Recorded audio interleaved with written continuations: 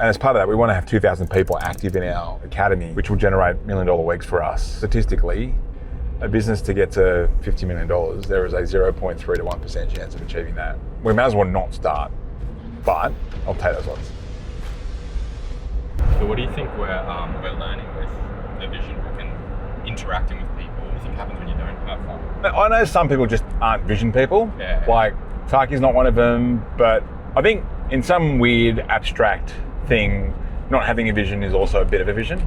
In a way, at least it's a decision. If you go to business and you're hiring some 25 to 30 year olds and you don't have something for them to attach meaning to for their work, I think you're always going to struggle and blame the generation. Yeah, does that make sense? Yeah. Like, if you don't have a vision, what the fuck are you doing? Yeah.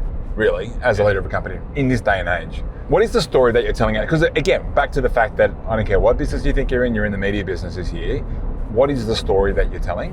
What is the mission that you're on? It doesn't need to be like pithy and waffly and whatever you think people want you to say. There's a guy that I watch on TikTok. He's on a mission to create the most epic New York style pizza at home using one of those, like, what's it called? It starts with G, like a pizza barbecue. He rates himself and he changes the hydration of the dough. He changes the temperature and how long it's in there for, whatever it is. And it's just, that's his mission. And that's fine, but that's a storyline. It's a through line. So if you had to like write a headline or a synopsis of your season, that's also your vision / mission. But otherwise, I just think you're going to struggle. I think you're going to struggle to tell the story. You're going to struggle to have a point to coming into work and like holding a team together with alignment. There's people watching who this might be like a new concept for. Yeah. What is a vision? Like, when you say the word vision, what does that mean? You got to cast an image and a feeling of the direction we're going in and what problem we're solving in the world. It's also having a point of view about how you see the world in X amount of years' time. I go 3 years out, so it's just easier. And ultimately, when you're doing that, it's a belief transfer. It's also a values transfer. This is what you believe in. This is what we value as a company. This is the shit we're going to be doing over the next 3 years. I think for you guys, what's happened is it creates a sense of, all right, I can emotionally and mentally and spiritually like unpack and be on this journey. I remember what it was like working in corporate, turning up at work going, fuck this, dude. Nothing I'm going to do today going to make a fucking single bit of difference, you know, to a shareholder. Yeah. Now, dude, I might be wrong. I don't know. You do you, boo. I just don't know any other way to do it. Did you have a vision before Aloha 2025? To be honest, it was just to make money. Like for your previous businesses? So even at the gyms, I did have something, but I wasn't to this degree. I did have something, which again was the reason why we were successful there, was because people knew that when they were joining us, we had a point of view. We were the anti-gym. We wanted to create a place where Ben and I, as non-fitness people, would feel comfortable training at and be proud to be a member of. So it was like the Cheers bar. Everyone got nicknames. When they walked in, we did this thing called the sushi train thing, which is like, no matter what, you walked in the middle of the class and we saw you walked in, Doggy! Everyone would yell out from the side of the room, and then on your way out, everyone would say, we wanted everyone to feel like someone in our gym. We wanted everyone to fucking leave feeling 10 foot tall and bulletproof. Our ads said shit like, no mirrors, no egos, no dickheads. We had a no dickhead policy. We did trivia nights. We did pub crawls. We did stuff 10 years ago no one ever heard of. Now everyone's got a community. But do you know, a community is also something that can accidentally happen. If we just got stuck in that lift back then with a few other people, after some time, we'd be a community. How did you get to the point where you were writing this book called Aloha? Do you know what it was? I was frustrated. I think a lot of times people avoid frustration because people like me are led to believe that frustration or us getting frustrated is a problem. It's a bug. What I've learned is it's a feature if you listen to it. Frustration's a feedback loop. It's trying to tell you something. It's like a little signal if you can tune into it. And what it was telling me was I hadn't actually sat down for long enough to articulate what the future actually fucking looks like. So all these tiny micro decisions every single fucking day became exhausting and numbing at the same time because I didn't have a vision to track towards. I hadn't decided the business that I wanted to design, and so I was just in the fucking burnout like everyone else, like every other fucking prick. Just building, bro. Do you know, imagine you walk past a bricklayer on a job site. You walk past him on a Monday, he's laying bricks. Walk past him on Tuesday, laying bricks. Thursday, laying bricks. Friday, laying bricks. And at some point you just go, what are you building, dude? And he goes, nothing. I don't know. I'm just building. You'd think he's fucking, you might have to call the ambulance. But then if you walk past him the next week and his answer was, I'm building a toilet block, Or the next bricklayer says, I'm building a hospital for children. I mean, there's a different energy. The bricks weigh more. Yeah, there's a different meaning to the bricks. There's a different purpose behind the activity of laying fucking bricks. That's why this season is all about impact, is because that's what I wanted to live a life that mattered after the heart attack.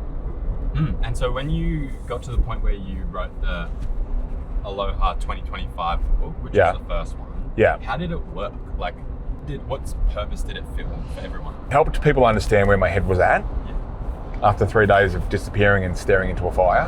Where are we going? What is this thing? What are you as a leader? Like, what do I see the world looking like in 3 years' time? And how can everyone see themselves in that? The last page of every vision book that I've written, it was like an open page, like a line page where you guys are asked the question, what will you achieve by 2020, whatever. That's kind of the moment of the connection. It's like an avatar, you know, when they get the ponytail and it connects to the, whatever they call it, the mother. Again, I could be fucking wrong, but all I'm saying is we got to the top of the volcano and it was a feeling that I've never felt before, and I've had 3 kids. Like, it was a feeling that I've never had before. If I died on that day, I would have died a happy, fulfilled person. That's how big it was. But I also knew that this feels like the start of something, not the end. It feels like I've just arrived as a leader, as a young chief. Yeah, so this season for me is, that was the birth of a chief. Now it's becoming a chief, and there is a third chapter, which I'm not going to fucking tell you about. And for the people who are new to your world, do you want to give us a very quick overview of what Aloha 2025 was and why was that mountain important? Yeah, Aloha 2025 was our very first vision board. It was a 3-year vision that I cast for the team in 2022 to 2025. I launched it at the start of the financial around June. In December, not even 6 months later, I almost died. So that was the bit of adversity, but we turned it around and we still got there. So that was like, you know, there was all these things that we said we would do and all these numbers that we said we will hit. Now, the point of the vision book, I should say, is never about the how. In my experience, you don't have the how to have a vision. So I think people get stuck there. And it's 70% accurate. So it's not about having the how and it's not about accuracy. It's more direction and it's an energy exchange. So then, over the next 3 years, we started hitting all these things and then we ended up in Hawaii. Why Hawaii? I only just came back from Hawaii and it was such an awesome experience with my family that I think I might have said to Michelle, I want to find a way to bring the team that I did or didn't have back here. I couldn't afford it at the time. When I was working with the designer who I found on Upwork on creating the front cover of this thing, that's how I think it could have just been a Google Doc. Yeah, like what do you make for people? I mean, we've only got the new one, but yeah, it's that. Like it's a magazine. It's an artifact. It's something I want people to cherish. By the time we went to Hawaii, it was in tatters. It was falling apart because I was like opening it every single fucking day. But everything changed. So as soon as I said it was Hawaii, I got Hawaiian sunscreen. I bought a dog and named him Duke, which is where I said we'd have our finale, which we did. All the passwords went to Aloha 2025. My kids look like fucking Moana. Like, it just went everywhere. Same thing as now. New York hats. Like, everything's changed. Passwords, New York hat, new team song, Empire State of Mind. Our fonts, our branding changed. Our font is like New York vibe font, New York time font. I don't think anyone's doing this, are they? Yeah, well, my next question was like, how many founders do you come across who have Zero. a fucking magazine? 0. And again, I don't know if I'm right, but it feels right for me. I don't know any other way to do it. I'm big on meaning. We're in the first year of the next one. Do you want to give people a bit of an insight as into like, what is Empire 2028? You keep mentioning New York, you keep talking about it. What is that for you?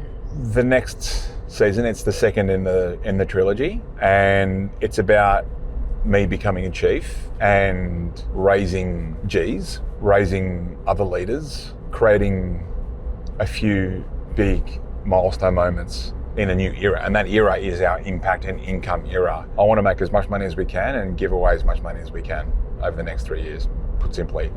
I want our product, which is the Academy, to become a blue zone in business. You've got a 4% chance of hitting $1 million statistically here in Australia. And what would need to be true to make that 40%? Like, I want people to study how we cultivate and build leaders in our movement. It's not called a program anymore. I want to create 150 millionaires over the next 3 years, starting with our internal team, giving a lot of money away to mental health initiatives, which is important for us because I believe that health and fitness businesses are the most important businesses in the neighbourhood. No shade to the mechanics and the bakery, but you're not going to find another business that comes close to these guys being at the front line of mental health. They're unspoken of. I used to own gyms, man. Like the conversations we used to have with our members was rarely about fucking calories. We've got and as part of that, we want to have 2,000 people active in our academy, which will generate $1 million weeks for us, which, statistically, a business to get to $50 million, there is a 0.3 to 1% chance of achieving that. We may as well not start, but I'll take those odds. This is the first quarter. We're only in January. We only told the team in December. So we're retooling the business at the moment and recalibrating the metrics in our scorecards towards everything that I said in that book. We made our first big hire, starts on Tuesday, our head of not marketing. I kind of like that as a title. Same. It's like it gives anti-gym. Yeah, it's anti-marketing, yeah. First order of business is media, because that's what we said, media first. The coaching team reorientated towards number of $1 million studios. So the data set's being retooled. AI projects have started. So we've got staging link to see the very first version of that. Although our AI lead, who's building that, is disappearing for the next 2 weeks while he goes and stares at his belly button. Sounds like when he comes back, he's going to be super creative. Perfect. Well, I can tell you right now, okay, here's a cool story, right? So Zach, one of our sales guys, got quite emotional at the vision launch. Asked him what's making, what struck him. And he, shared a vulnerable story about his mental health journey. And so the connection to the impact and what we're doing with mental health in the market really hit him. Now, let me tell you this. You ready? Up until this point, Zach used to say, I'm not a closer. I'm not a closer. I'm not a closer. In sales, it's like making the actual sale rather than setting up the appointment. He used to say, I'm not a closer. Well, let me tell you, after that vision launch, he moved into closing and he went 10 from 10. 10 from 10. Do you know why? Because of the fucking connection to what we're doing. The belief went through the roof. I said to this revenue team is going to be the best revenue team in the country because you guys are the first responders out there, saving these studios, bringing them in, and then creating the start of the flywheel. Like, we can't give someone a 10 grand check to give out to charity because they hit $1 million if they didn't get sold in to begin with. These guys are the first responders. What are you most excited for in the next sort of 6 months as like the first things that we start checking off Empire 28? I am excited for all the media that we're going to be doing. Getting out there, pushing the boundaries. I want to do like this kind of stuff, but I also want to do, I thought about this, what if Mr. Beast did business content? How would he do it? How he do that is not just by fucking out teaching. I don't have an answer for that. I've got one, bro. It's out captivate. So, media side of things, bringing in some new talent, like ramping up the talent density. It's going to be fucking sick. And then reorientating towards the experience, the clients, the results. Like, I want us to be up on fucking stage with those big fuck off novelty checks, giving out money like it's fucking Oprah because they've earned it. And another business owner said to me the other day, he goes, hang on a second, how much do they give you? And you're giving out 10 grand. I was like, you're missing the point, bruh. They reckon you're not going to fucking solve impact with a calculator. Like, I don't know, I could be wrong, but just, I don't know, there's just the energetic karma exchange out there in the world that put calculator away.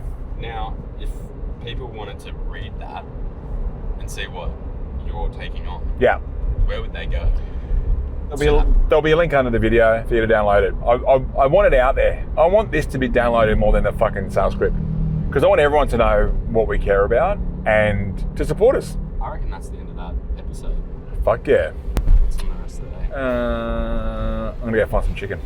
I say that in every episode, eh? You're gonna go find some chicken.